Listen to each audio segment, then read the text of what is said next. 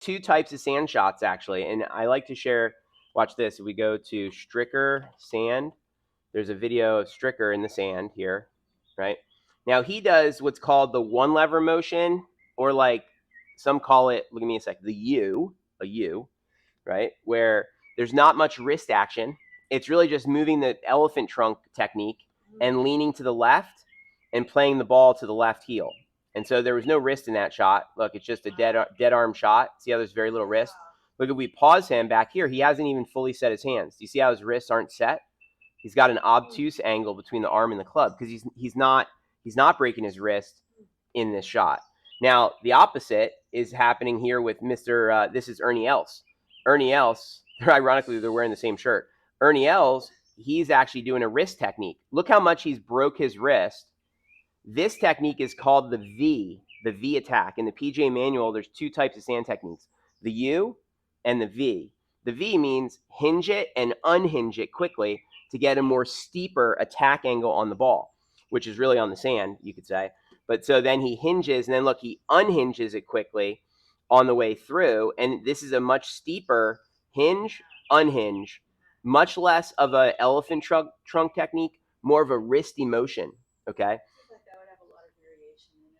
This technique is very hard. It's easier to use when you're short distance from the flag.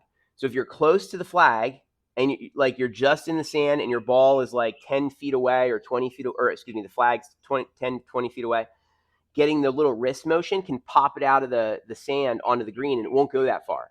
But that's not a good technique to use if you've got 30 yards to go to the flag. In that case, you'd want to use the Stricker technique. The Stricker technique is much better for long range sand shots. And I would tell you this too. This is the craziest thing about golf. At the PGA school in Florida, Port St. Lucie, Florida, they have 7 types of sand in the bunkers that you can try. And this is sand from all over the country in one place that you can test. And it's really interesting. Certain technique is better in certain sand. So you kind of have to figure out what's best for that course, you know. For some courses, if it's super fluffy and the club gets stuck in the sand, you actually do better with wrist motion because you can create speed to get out. Where the one lever motion won't get enough power to get out. Where if it's like talcum powder sand, which is like super light sand, then the U technique is easy to get out. You don't need the wrist to get out.